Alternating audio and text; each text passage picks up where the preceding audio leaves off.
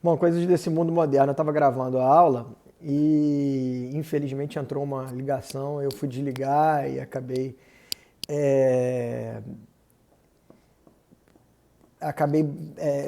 parando aqui a nossa gravação. Então, retomando, peço desculpas e dando sequência aqui à nossa exposição. O que eu vinha mencionando é que o Código de Processo Civil ele dispõe uma certa organização, uma ordem para a produção dos atos de instrução na audiência de instrução e julgamento, mas o julgador, ele de maneira motivada e lastreada pelo artigo 139, inciso 6 do Código de Processo Civil, ele pode, desde que não haja prejuízo a nenhum dos jurisdicionados envolvidos, ele pode subverter a ordem de coleta de provas orais quando da condução de uma audiência de instrução e julgamento. Bom,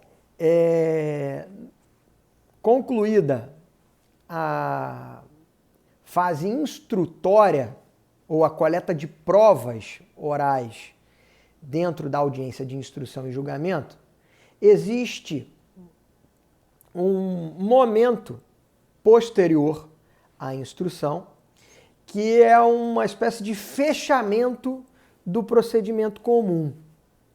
Esse fechamento, ele está descrito no artigo 364 do Código de Processo Civil, e ele dispõe que os patronos, né, que as partes, através de seus advogados, após o término das provas orais, eles poderão fazer um apanhado geral das razões pelas quais eles entendem que os pedidos formulados na petição inicial devam ser procedentes ou improcedentes, né?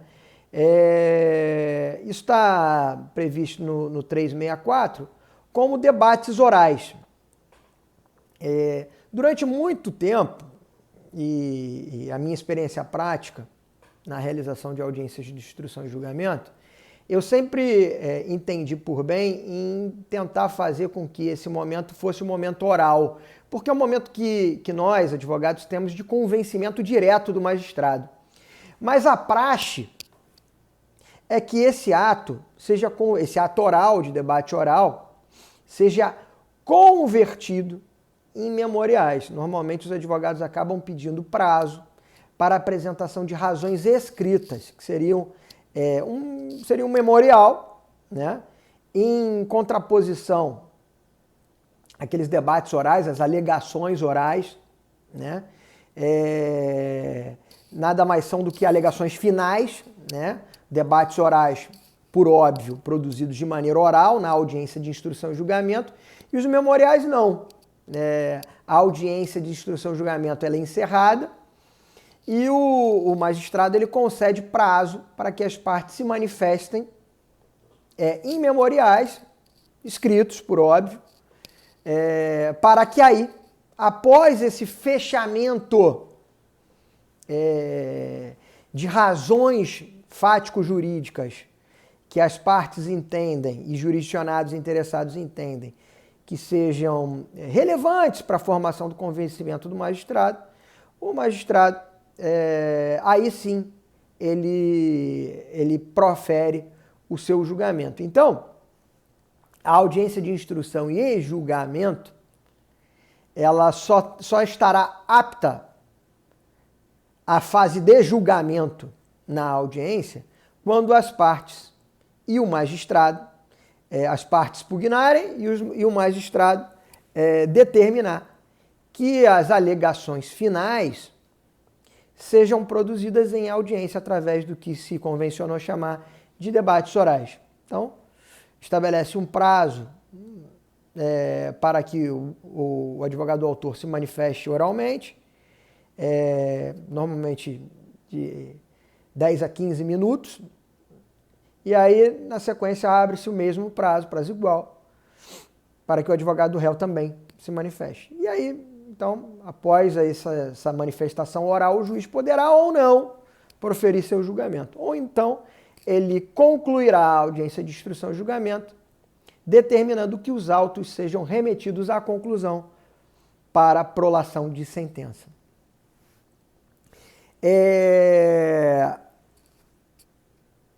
Prolação de sentença em AIJ. Está previsto no artigo 366 do Código de Processo Civil. E quando ele não o fizer na AIJ, não significa que ele tenha algum tipo de prazo para a entrega da tutela jurisdicional. Infelizmente, todos os prazos direcionados aos magistrados são prazos impróprios.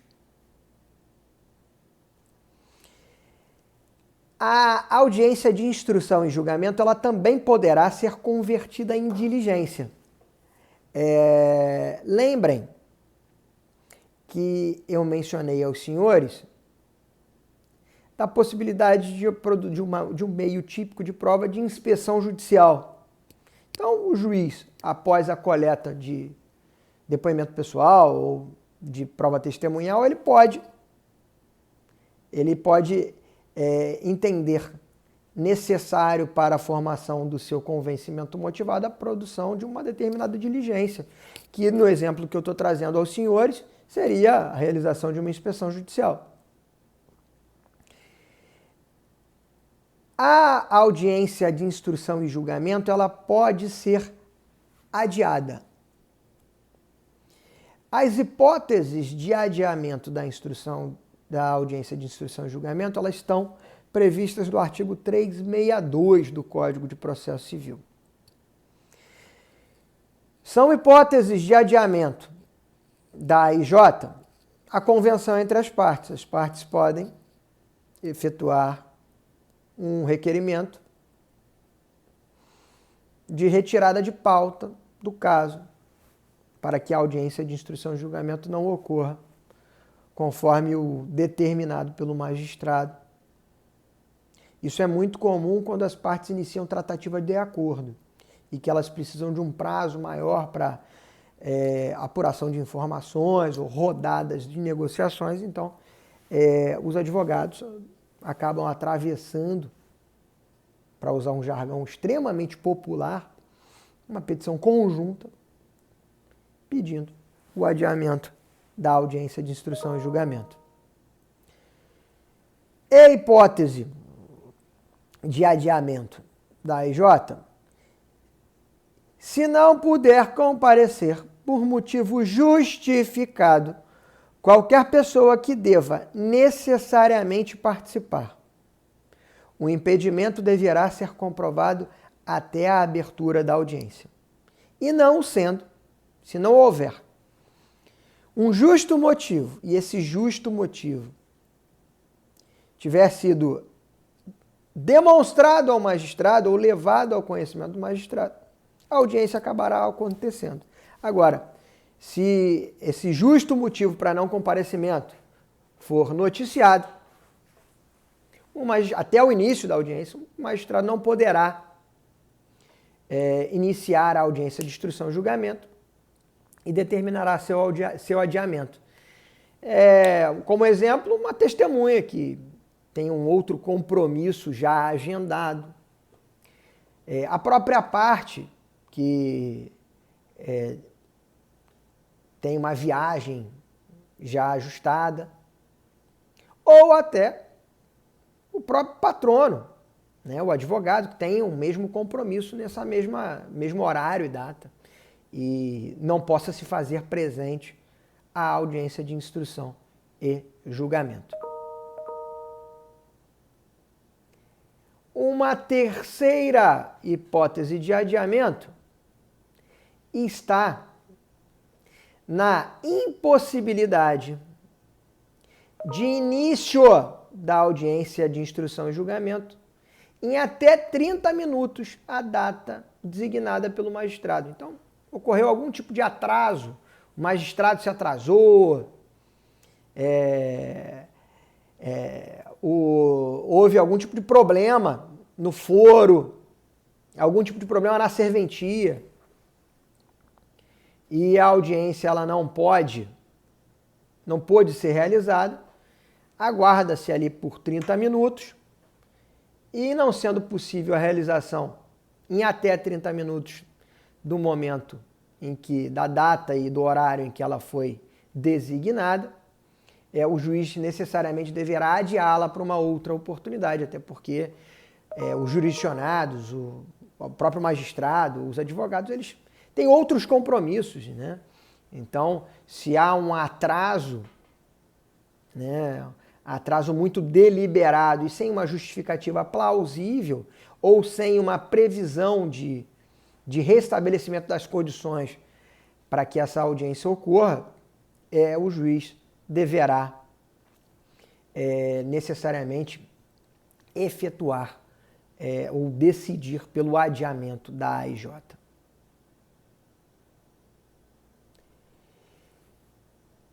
Duas observações que eu gostaria de trazer aos senhores. O juiz ele poderá dispensar a produção da prova oral requerida pela parte, cujo advogado ou defensor público não tenha comparecido à audiência. A mesma regra se aplica ao Ministério Público. Então, o advogado, ele requereu o depoimento, o advogado do autor, ele requereu o depoimento pessoal do advogado réu. E ele não comparece à sessão de instrução e julgamento. Se o magistrado não entender por bem em efetuar qualquer tipo de questionamento ao réu, se o magistrado não tiver interesse na oitiva do réu ou na tomada desse depoimento, na produção dessa prova oral, ele poderá dispensá-la.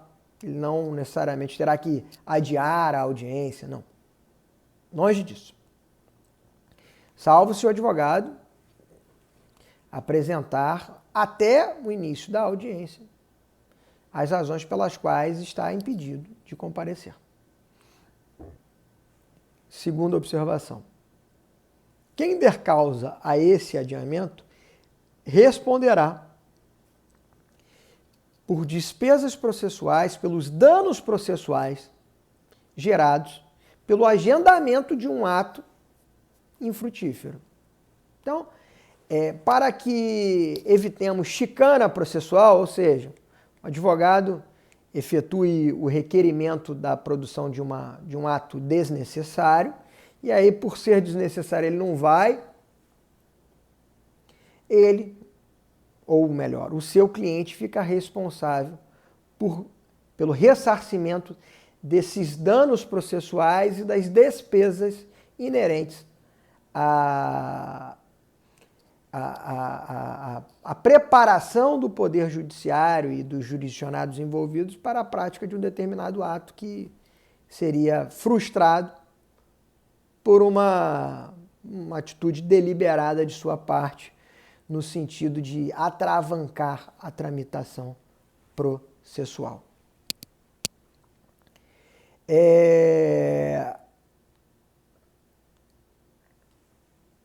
Informações úteis a respeito da audiência de instrução e julgamento. Nós vimos que a audiência de instrução e julgamento, ela tem como princípio a concentração, certo? Mas pode acontecer uma hipótese de que os depoimentos, né, a coleta de prova testemunhal e a tomada do depoimento das partes estabeleça uma dinâmica muito cansativa ou muito longa na audiência de instrução e julgamento. Apenas nessa hipótese, é permitido ao juiz cindir a audiência de instrução e julgamento. Mas ela deverá ser reincluída na próxima data de sessão de audiências daquele determinado juízo e ter preferência sobre as audiências do dia.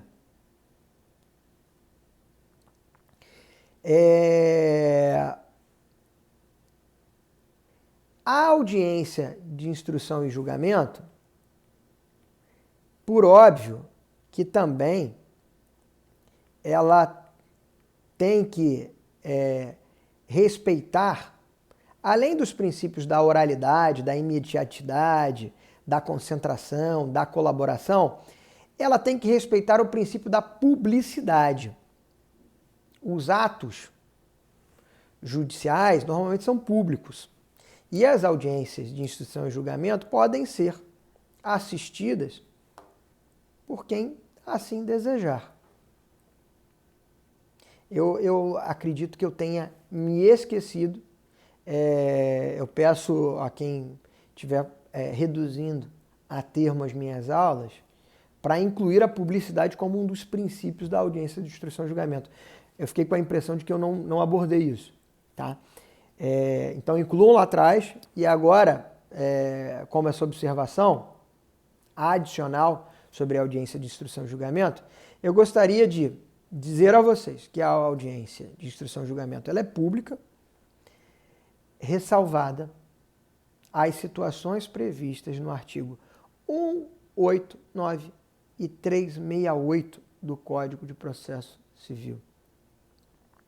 Essas hipóteses são hipóteses que preservam a intimidade das partes e dos jurisdicionados envolvidos na condução de uma determinada marcha processual. Então, toda vez, e com o claro objetivo de não tornar a relação processual uma relação espetaculosa ou uma relação, um show, né? O juiz poderá, sim, ele poderá impedir ou mitigar a publicidade da audiência de instrução e julgamento ou, até certo ponto, limitar a presença de pessoas durante a sessão de julgamento. Bom, feitas essas considerações, eu encerro aqui a sessão sobre audiência de instrução e julgamento e a nossa próxima sessão a gente já vai tratar de sentença. Foi um prazer estar com vocês. Fiquem bem.